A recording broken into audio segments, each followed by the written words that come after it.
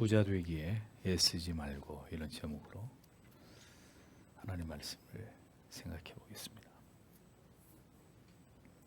물질에 대한 탐욕을 다스리는 것은 지혜의 말씀이 누누이 우리에게 강조하고 있는 바입니다. 재물을 탐하다가 자기 영혼을 팔아버리고 신앙의 그릇된 길로 치우치게 되는 수많은 영혼들은 결국 이 진리의 경고를 모두 무시했기 때문입니다. 그러니까 인간의 이 부에 대한 탐욕에 대해서 지혜의 말씀이 우리에게 무엇을 교훈하고 깨닫게 하고 있는지를 오늘은 또 자문의 말씀을 통해서 살펴보도록 하겠습니다. 1절을 보면 내가 지배권을 가진 자와 함께 먹기 위하여 앉을 때 너는 내 앞에 있는 것들을 분별하도록 분별할 것이다. 이렇게 말씀하고 있습니다. 관원이라고 번역된 이 말의 의미는 백성들의 지도자, 사회적으로 지위가 높은 사람을 가리킵니다. 즉 권력이나 부를 가진 자들이라고 볼 수 있고, 또 어떤 조직 사회에서 가장 높은 위치에 있는 이런 사람들을 가리키는 것으로 이해할 수 있습니다. 자, 그런 자들에게 초대를 받게 되었을 때 각별히 처신을 조심해라, 이렇게 성경은 이렇게 권면합니다. 높은 사람이, 지위가 높은 사람이 그런 자리에 부른 것은 그만한 이유가 있기 때문이겠죠. 그냥 밥이나 먹자고 부른 것이 아닐 것입니다. 여러 가지로 그 초대한 사람을 시험할 수 있고 검증할 수 있는 자리가 될 수도 있을 것입니다. 한순간의 실언이나 실수가 그런 자리에서 자신에게 돌이킬 수 없는 회복 불능의 이미지를 갖게 할 수도 있고, 반대로 그런 자리에서 아주 지혜롭고 인상적인 이런 어떤 그 말과 행동을 통해서 그 윗사람의 마음에 깊이 각인이 될 수도 있는 이런 결과를 만들어낼 수도 있을 것입니다. 그 높은 사람이 하는 말과 행동에 대해서 그 의도를 잘 분별하고 신중하게 말하고 행동할 것을 잠언은 우리에게 교훈하고 있는 것입니다. 나이가 들어도 참 주변머리가 없는 사람들이 있습니다. 성숙하지 못한 사람들, 어른들 앞에서, 지체들 앞에서 어떤 말을 하는 것이 덕을 세우는 것이고 품위를 지키고 매너 있는 행동인지 예의 바른 행동인지 전혀 모르는, 나이만 먹었지 어린아이 같은 행동을 하는 이런 지체들이 있습니다. 신자답지 않습니다. 성경은 분명히 우리에게 어린아이의 모든 것을 버리라 그랬습니다. 근데 왜 어린아이 같은 행동을 말을 합니까? 생각하는 것, 말하는 것, 행동하는 것, 옷을 입는 것까지 어린아이 같은 유치함에서 신자는 멀어져야 합니다. 지혜롭게 말할 줄 알고 중후하게 행동할 줄 알고 예의와 교양을 갖춘 이런 하나님의 사람들이 되어야 하는 거죠. 함부로 말하고 함부로 행동하고 이런 사람들 우리가 긍휼히 여길 수는 있습니다. 참 저 사람 좀 딱하다. 어린이 돼야 될 텐데 왜 저렇게 어린아이 같은 말을 할까? 긍휼히 여길 수는 있어도 그런 사람을 좋아하기는 어렵습니다. 지혜롭고 명철하게 진지함 가운데 늘 그러는 가운데 때때로 그 사람이 의외로 위트와 유머를 얘기하면 지체들을 즐겁게 할 수 있고 분위기를 따뜻하게 만들 수 있죠. 그런 사람은 참 보석 같은 사람입니다. 그런데 문제는 앞에 것은 없고 언제나 뒤에 것만 있으면 가벼운 사람이 되기 십상인 거죠. 중요한 자리, 중요한 사람 앞에서는 교회의 지체들과 연장자 되시는 어른들 앞에서는 언제나 단정하고 무게 있는 행동과 말, 예의 바르고 정중하고 기품 있는 말과 행동을 하는 청년들이 되십시오. 모든 사람들이 여러분들을 다 지켜보고 있습니다. 안 보는 것 같지만 다 보고 듣고 있습니다. 작은 행동과 말 한마디에서 매우 큰 점수를 얻기도 하고, 저 사람은 아직도 철이 안 들었군, 매우 좋지 않은 인상을 줄 수도 있습니다. 그러니까 언제나 조심하는 사람, 태산같이 행동하고 말을 무겁게 하는 사람들의 평판은 나쁠 수가 없습니다. 항상 말이 많은 사람이 베드로처럼 실수를 하고 안 좋은 평판을 만들어내지, 말이 없는 사람은 나쁜 평판을 만들어낼 수가 없어요. 베드로를 보십시오. 자꾸 드러나는 성격이기 때문에 자꾸 예수님께 꾸중을 받고 책망받는 지적을 받는 거리를 만들지 않습니까? 그냥 가만히 있으면 되는데 자꾸 치고 나오는 거예요. 자꾸 자기를 드러내는 이런 잘못된 성격 때문에 계속 예수님께 꾸중을 받지 않습니까? 내가 지금 있는 자리, 내가 있는 이곳에 함께한 사람들을 생각하면서 지혜롭고 신중하게 처신하는 것 또한 지혜라는 겁니다. 높은 사람이 널 부르면 그 사람이 누군지를 알고 그 앞에서 말과 행동을 조심해라. 잠언이 이런 지혜까지 가르쳐주고 있습니다. 2절은 1절에 이어서 이 교훈을 더 심화시키고 있는 말씀이에요. 내가 만일 목구멍의 주인이라면 너는 너의 목구멍에 칼을 둘 것이다. 이렇게 되어 있습니다. 내가 만일 탐식자이든 내 목에 칼을 둬라. 이게 무슨 말일까요? 자, 윗사람들, 중요한 분들과 함께 식탁에 앉았을 때 또 한 가지 명심해야 되는 것은 식탐을 갖지 말라는 거예요. 식탐을. 그 먹으러 온 자리냐 이거죠, 거기가. 에? 무엇이 중요한지를 생각하고 불필요한 것에 마음을 쓰지 말고 자기를 잘 통제해서 이 만남을 소중하게 생각하고 여기서 이 어떤 이 마련된 기회에서 무언가를 네가 원하는 것을 얻어내라는 거죠. 목에 칼을 둘 것이니라. 이 극단적인 표현을 보십시오. 식욕을 억제하라는 거예요. 높은 사람하고 식탁의 테이블에 초대를 받아서 교제를 할 시간이 너에게 주어지면 먹는 것에 집착하지 말라는 거예요. 먹으러 간 자리가 아니란 말이죠. 그 귀한 분과 교제를 나누면서 뭔가 귀한 걸 얻든지 또 내가 어떤 진실한 사람인지를 어필하든지 뭔가 그 시간이 유익된 시간이 되도록 그 관계에 집중을 해야지. 목에 칼을 둬라. 네가 식탐이 많은 사람, 먹는 걸 좋아하는 사람 같으면은 목에다 칼을 대고 지금 나는 먹으러 온 자리가 아니다. 그리고 그 사람에게 집중을 해라. 본능을 따라서 행동하지 말고 더 중요한 가치에 집중을 하라고 성경 말씀을 합니다. 바보 같은 사람이죠. 높은 사람이 불렀는데 뭐 이렇게 뭐 허름한 데서 밥을 먹자고 했겠어요. 값비싼 뭐 호텔에 이런 데 가서 이제 밥을 먹겠죠. 그래서 생전 처음 보는 음식이야. 그래서 그 귀한 분하고 대화에 집중을 안 하고 그냥 개걸스럽게 먹니라고 정신을 못 차리면 어리석은 사람이라는 거예요. 정말 어리석은 사람. 중요한 문제에 관해서 의견을 묻거나 혹은 어떤 중요한 일을 맡기기 위해서 의견을 묻고 있는데 음식에만 집중해가지고 먹는 거에만 열중하면 그런 사람에게 기회가 오겠습니까? 모든 기회는 물거품이 되고 마는 거예요. 그에 대한 모든 신뢰가 다 철회되어 버리겠죠. 비단 식탐만을 의미하는 것이 아닙니다. 모든 것에 대해서 지나치게 욕망을 드러내고 자신의 마음을 드러내버리면 신뢰를 얻기 어렵게 되겠죠. 자신의 모든 욕구와 욕망을 제어하지 못하는 사람에게 누가 중요한 일을 맡기겠습니까? 그러니까 예수님 이런 말씀하셨잖아요. 내 오른 눈이 너를 실족하게 하거든 차라리 그걸 빼버리라. 이런 무서운 말씀을 하십니다. 단호하게 잘라버리라는 거예요.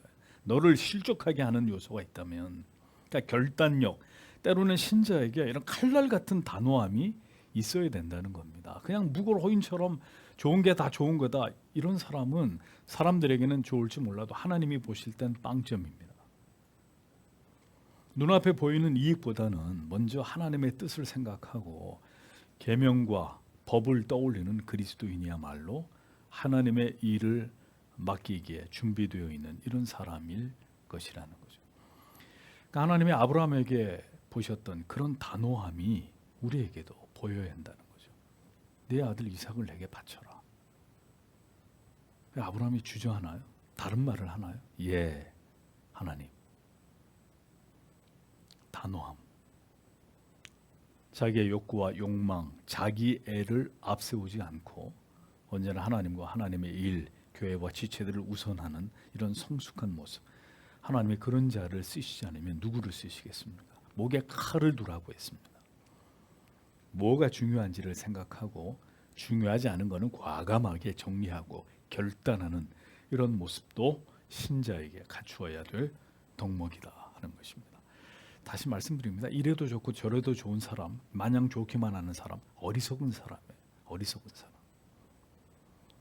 하나님이 보실 때 가장 중요한 것을 위해서 나머지 것들을 과감하게 잘라낼 수 있는 것 또한 지혜와 명철이다라는 사실을 기억하십시오.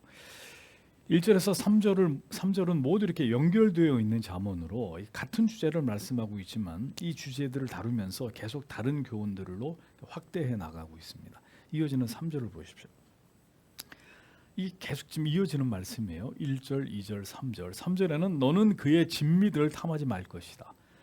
그리고 그것은 거짓들의 음식이다. 이렇게 기록이 되어 있습니다. 자, 진찬을 탐하지 마라. 간사하게 베푼 식물이 될 수도 있다. 이렇게 말씀합니다. 초대한 사람은 매의 눈으로 그를 관찰하겠죠. 그 사람을 초대한 목적이 이 사람이 어떤 사람인가를 알아내기 위한 목적이라면 일거수일투족을 매의 눈으로 관찰을 할 겁니다. 고량진미의 진수정찬과 값비싼 포도주를 내놓고 그 사람을 시험할 수 있는 거예요. 음식과 술 앞에서 그가 보여주는 행동, 말, 날카로운 관찰의 대상이 될 수 있다는 거죠. 또 그 자리가 아주 사악한 의도를 띠고 있는 음모가 이루어지는 어떤 악한 일에 가담을 시키기 위해서 그 사람을 초대한 이런 자리가 될 수도 있다는 겁니다. 자, 그렇다면 촉각을 곤두세워서 지금 왜 나를 이곳에 불렀느냐, 이 테이블 위에서 오고 가는 모든 이야기들의 그 진위를 파악하기 위해서 집중해야 되는 거죠. 먹는 거에 신경을 쓸 게 아니라 이게 어떤 자리인가, 지금 나에게 뭘 알려고 하는 것인가, 어떤 내 속을 들여다보려고 하는 것인가, 촉각을 곤두세우고 거기에 집중을 해야 되는 거 아니겠습니까? 그러니까 간사하게 베푼 식물일 수도 있다는 거예요. 어떤 자리는 그 자리에 함께 동석을 했다는 이유만으로도 어떤 일에 가담자로 엮여버리는 이런 일들이 일어날 수도 있는 것입니다. 자, 그러니까 사회생활을 하면서 이런 걸 굉장히 조심해야 되는 거. 부른다고 다 가는 게 아니라, 보잔다고 그 사람 다 만나줄 게 아니라, 이 어떤 자리인가, 어떤 말들이 오고 갈 자리인가, 내가 갈 자리인가 말아야 될 자리인가, 이런 것들을 숙고해야 된다는 겁니다. 그냥 뭐 좋은 거 사준다니까 좋다고 나가는 그런 어리석은 사람이 되어서는 안 된다는 거죠. 부른다고 다 나가고, 차려놨다고 해서 다 가서 먹고, 이렇게 하다가는 원치 않은 일에 연루되기도 하고 함정에 빠지게 되는 일이 생기기도 한다는 것입니다. 신자는 가야 할 자리, 말아야 될 자리, 만나야 될 사람, 절대 만나서는 안 되는 사람, 기준이 있어야 된다는 거죠. 욕망을 드러내서는 안 됩니다. 내가 뭘 좋아하는지 뭘 싫어하는지 타인에게 잘 알려주지 마세요. 그게 지혜로움입니다. 자, 예를 들면 어떤 사람과 관계가 깊지도 않은데 뭘 좋아해서, 이분이 술을 좋아하시구나, 내가 뭘 좋아하는지 상대가 파악을 해버려요. 그럼 어떡하겠어요? 그 술로 당신을 해하게 만들 겁니다. 뭘 좋아하나? 이 사람 돈 좋아하는구나. 돈을 주면 이 사람은 넘어가는구나. 그럼 돈으로 넘어뜨릴 거 아닙니까? 내가 돈을 좋아한다는 걸 저 사람이 알면. 이성에 약하다. 그럼 어떻게? 이성을 가지고 넘어뜨릴 겁니다. 먹는 거를 좋아한다. 그러면 먹는 걸로 유인해가지고 여러분을 공경에 빠뜨릴 겁니다. 이게 사탄 마귀가 얼마든지 그렇게 할 수 있는 존재라는 거죠. 간사하게 베푼 식물이 될 수도 있다. 네가 지금 나가서 같이 식사를 하는 그 자리가 간사하게 베푼 식물, 너를 함정에 빠뜨리는 자리가 될 수도 있다라는 겁니다. 성도 여러분, 세상에서 그냥 주어지는 게 어디 있어요? 공짜가 어디 있습니까? 세상이 어떤 곳인데? 세상은 우리의 간까지 다 모두 빼먹으려고 할 만큼 악한 곳입니다. 호의 속에도 숨은 의도가 있고 감추어진 악한 뜻이 있을 수 있는 거죠. 신자는 그것까지 간파해서 행동을 해야 된다는 겁니다. 그러니 우리에게 지혜가 필요하고 하나님의 지키고 보호하심이 늘 우리에게 요구되는 것입니다. 4절을 보겠습니다. 너는 부유하기 위하여 수고하지 말 것이다. 너의 통찰력으로부터 떠날 것이다. 이렇게 되어 있습니다. 부자가 되기에 애쓰지 말고 이렇게 돼 있죠. 애쓰지라고 번역된 히브리어 야가라는 말이 괴롭히다, 번뇌하다라는 뜻을 가지고 있습니다. 그러니까 반드시 나는 부자가 돼야 된다. 나는 우리 아버지 어머니가 물려준 재산이 아무것도 없기 때문에 내가 이를 악물고 열심히 내가 일을 해서 부자가 돼야 된다. 늘 그 생각만 하고 있는, 난 부자가 돼야 된다. 돈을 많이 벌어야 된다. 이렇게 생각하면서 늘 노심초사, 어떻게 하면 돈을 많이 벌까? 어떻게 하면 성공할까? 안달복달하는 이런 마음의 상태를 가리키는 것입니다. 돈을 도대체 왜 벌려고 하는 거죠? 그리스도인이? 그리스도인에게 경제 활동의 의미가 뭐예요? 돈을 우리가 왜 벌려고 하는 거예요? 첫째는 뭐 우리의 생계, 일단 먹고 살아야 되니까 하나님이 일용할 양식을 주시는데 먹고 노는 사람에게 일용할 양식을 주시지 않죠. 열심히 일하는 사람에게 일용할 양식을 주시기 때문에 일해야 됩니다. 그러나 가장 근본적인 목적은 뭡니까? 하나님이 내게 주신 그 재물로 하나님께서 명하신 일들을 하기 위해서요. 가난한 자들을 돕고 하나님이 기뻐하시는 선한 사업들을 감당하고 주님의 교회를 섬기고. 자, 그렇다면 무엇보다도 우리는 하나님 앞에서 성실한 삶을 살아가야 합니다. 정직한 삶을 살아야 되고 하나님의 법을 지키는 삶을 그리스도인이 살아야 합니다. 물질을 주시는 이가 하나님이심을 믿기 때문에 하나님의 모든 법과 계명을 지키면서 하나님께서 우리에게 맡기신 모든 시간, 재능, 달란트를 가지고 최선을 다해서 이걸 활용해서 하나님께 영광을 돌리고 지체들을 섬기고자 하는 삶을, 그 삶의 뜻을 세우고 살아야 되는 것입니다. 제일 큰 계명이 뭐예요? 하나님 사랑과 지체 사랑, 이웃 사랑이잖아요. 우리가 돈을 버는 이유도 하나님을 사랑하고 지체들을 사랑하기 위해서 돈을 버는 거란 말입니다. 자, 그러한 목적이 세워져서 하나님을 알기에 힘쓰고 믿음을 배양하는 일에 힘쓰지 않으면 교회 다니는 사람치고 하나님이 돈 주시면 어디다 쓰겠습니까? 하나님 위해서 쓰겠다고 말하지 않는 사람이 한 명이라도 있을까요? 돈 주시면 저를 위해서 다 쓰죠. 이렇게 대답할 성도가 있을까요? 아무도 없어요. 다 하나님이 물질 주시면 다 선한 일 한다고 얘기를 한단 말이죠. 네, 잠시 머릿속으로 스쳐 지나가는 자기를 기만하는 말들이에요. 세상은 그렇게 호락호락한 곳이 아니고 신자들에게 황금을 막 몰아다 주는 곳이 세상이 아니란 말입니다. 많은 그리스도인들이 착각하는 것은 자신이 하나님과 진리를 아는 일에는 열심을 내지 않으면서도 세상에서 자기 학업, 자기 직장, 자기 사업을 열심히 하기만 하면 하나님의 복을 주실 것이다. 모든 게 다 잘 될 것이다 라고 여기는 미신적인 생각들을 다 가지고 있단 말입니다. 믿음이 준비되어 있지 않으면 세상은 아주 간단하게 우리가 생각하는 하나님과 지체를 향한 마음을 빼앗아 가버립니다. 깨끗이 지워버립니다. 믿음이 없는 사람이 한순간 착한 일 해야지, 그게 황금 앞에서 그 생각이 행동으로 옮겨질 수 있을 거라고 믿으십니까? 믿음이 없는데.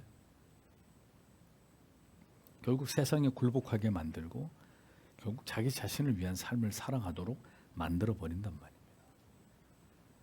오늘도 사탄은 돈을 좋아하는 그리스도인들이 형식적으로 교회를 왔다 갔다 하는 것을 사탄은 즐거워합니다. 그리고 그것을 비웃고 있습니다. 네가 교회 다니면서 목사에게 목사님이 하나님이 저에게 이 사업 잘 되게, 저 돈 잘 벌게 해주시면 다 제가 뭐 대안학교도 세우고 뭐 뭐도 하고 출판업 말하는데, 그렇게 말을 하는데 그 사람이 정말 하나님을 사랑하는 사람이 아니라 돈을 사랑하는 사람이라는 마귀가 비웃고 있다는 거예요. 너 말은 그렇게 해도 내가 너에게 돈을 줘볼까? 정말 그렇게 하나? 결국 돈 앞에서 어처구니 없이 다 무너질 거라는 걸 마귀는 아주 잘 알고 있습니다.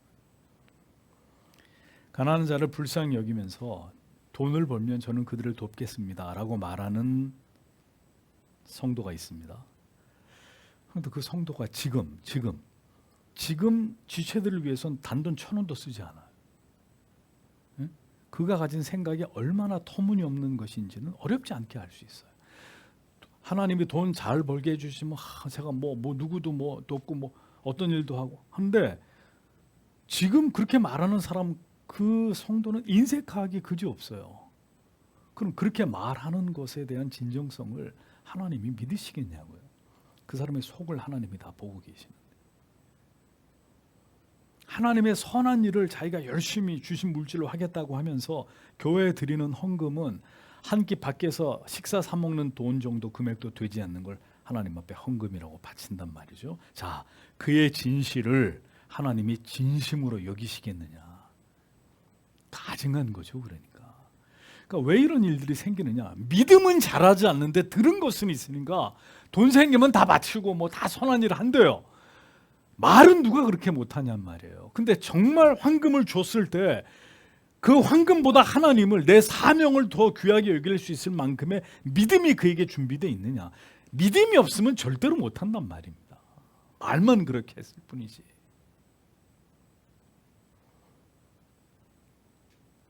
부자 되면 지체들을 섬기고 교회 충성하겠다 하면서 지금도 인색한 사람이 그런 말만 그렇게 번지르르게 하면 하나님이 그 중심을 믿으시길 겁니다. 절대 믿지 않습니다. 그러니까 바울은 디모데에게 이런 얘기를 한 거예요. 디모데전서 6장 9절에서 10절에 부활이 하는 자들은 시험과 올무와 여러 가지 어리석고 해로운 정욕에 떨어지나니 곧 사람으로 침륜과 멸망에 빠지게 하는 것이라. 돈을 사랑함이 일만 악의 뿌리가 되나니 이것을 사모하는 자들이 미혹을 받아 믿음에서 떠나 많은 근심으로 자기를 찔렀도다.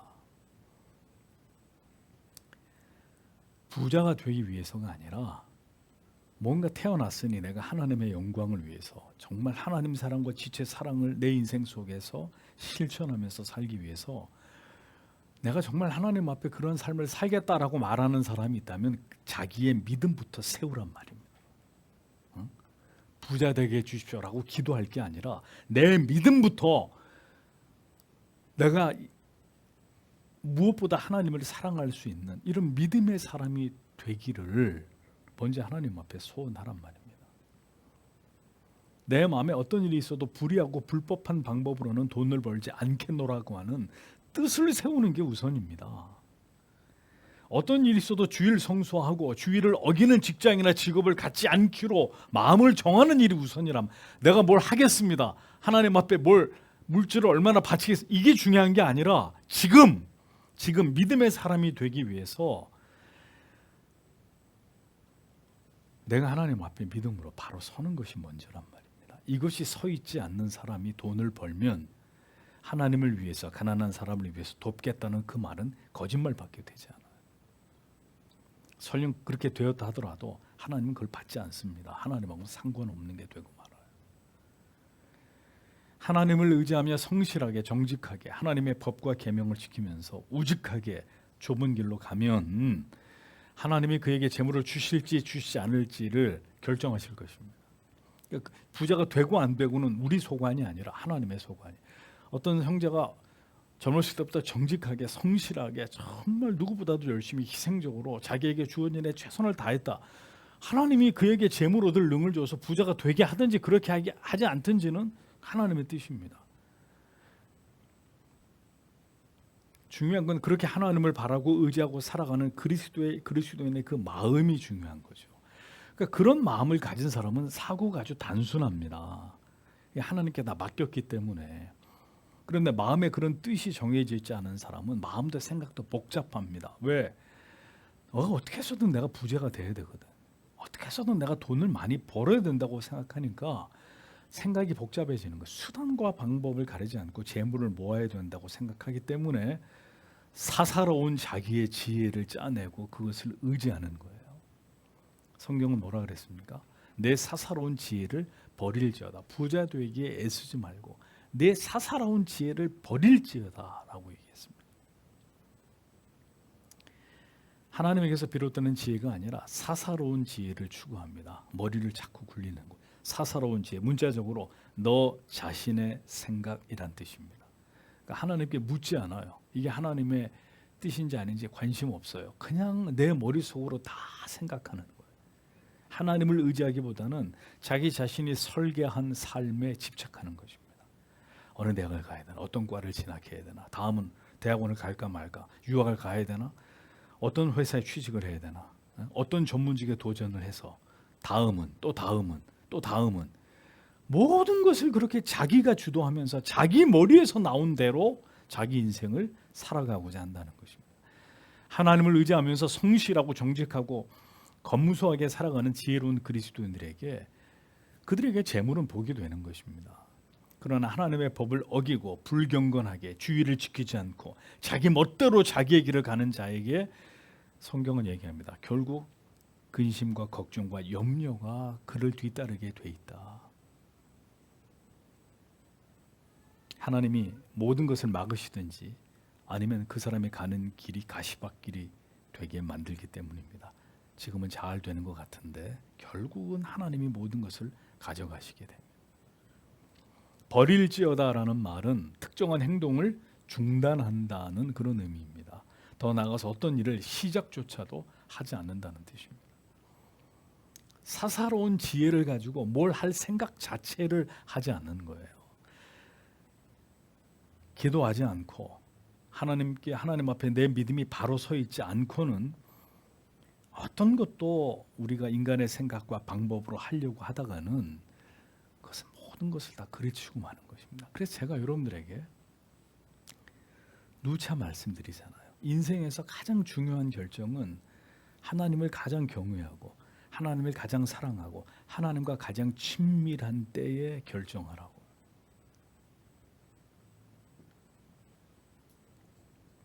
그것이 가장 우선입니다. 모든 것은 그 다음입니다. 이 순서가 바뀌게 되면 인생 전체가 꼬이게 됩니다. 괴로움과 고통으로 채워질 뿐입니다. 마지막으로 이어지는 5절을 보면 내가 어찌 너의 눈들을 그것 즉 허무한 것에 날아가게 하겠느냐. 왜냐하면 그것은 독수리같이 날개들을 그것을 위하여 스스로 만들어 취하기 때문이다. 그리고 그것은 하늘로 날아갈 것이다. 보십시오. 사사로운 사람의 생각으로 부자가 되기를 원한 그 결국이 뭐냐, 결말이 뭐냐. 하나님과 진리의 마음과 눈을 두지 않고 허무한 것, 즉 재물에만, 자기의 명예와 자기 의를 드러내는 일에만, 세상에서 성공하는 일에만, 자기 만족을 위한 일에만 급급하게 살아가게 되면 성경은 말씀합니다. 너의 모든 재물에 날개가 달리게 되고 그래서 독수리처럼 하늘로 다 허공으로 다 사라져 버린다. 아무리 일을 해도 모두 돈이 줄줄이 다 빠져나가는 일들이 생깁니다. 돈이 날개가 달려가지고 훨훨 다 날아가 버려요. 가만히 있는 줄 알았는데 다 날아가 버리고 없어요. 많은 돈이 없어도 성도 여러분, 많은 돈이 없어도 살아가는데 별 지장이 없는 성도가 있습니다. 그런데 돈을 많이 버는데도 늘 부족한 사람이 있습니다. 이유가 뭐 때문일까요? 하나님께서 그렇게 하시는 것입니다. 어떤 이에게는 재물이 모아지도록 틈을 다 줄줄 빠져나갈 틈을 다 메워주십니다. 그래서 돈을 많이 버는 것도 아닌데 계속해서 재물이 모여지는 사람이 있고 어떤 이에게는 돈을 많이 버는데도 줄줄 다 새 나가도록 구멍이 숭숭 뚫려 있는 이런 사람이 있다는 거예요. 누가 하나님을 이길 수 있습니까? 하나님이 모으게 하시면 모아지는 거고 하나님이 줄줄 다 새 허공으로 다 날아가게 하면 아무리 지키려고 해도 다 사라지는 것입니다. 하나님이 그렇게 하시는 것입니다. 그러니까 얼마나 더 잃어봐야 이 진리를 믿고 깨닫게 될까요? 부디 젊은 지체 여러분, 이 잠언의 말씀을 마음에 깊이 새기시기를 바랍니다. 하나님을 기쁘시게 하는 일을 위해 하늘의 재물을 쌓는 일에 여러분의 재물을 사용하십시오. 그러면 하나님이 썩지 않을 것으로 갚아주시겠다고 했습니다. 그러나 재물이 목적이 돼서 부자 되는 게 목적이 돼서 그보다 더 중요한 하나님을 향한 모든 신자의 의무를 소홀히 하게 되면 그 재물은 반드시 다 사라져 버립니다. 저는 지금까지 목회하면서 그런 분들 많이 봤어요. 평생 일해서 건물 샀는데 사기 당해가지고 건물 다 날아가 버리고 한두 사람이 아니에요. 평생 뼈 빠지게 일해가지고 재산 모아놔서 이제는 이제 좀 여유롭게 살겠구나 했는데 홀라당 다 날아가 버려요. 근데 그것 때문에 그분이 예수를 믿고 믿음이 더 깊어지고 뜨거워지죠. 근데 하나님이 그렇게 만드신다고요. 다 날개를 달고 다 허공으로 다 날아가 버려요.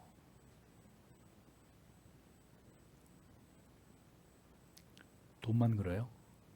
젊다고 그 몸뚱이를 막 아무렇게나 쾌락에 세상에서 놀고 먹고 마시고 즐기는데 그렇게 몸뚱이를 사용하면 육체도 하나님이 그 건강도 빠르게 쇠하게 만들어 버려요.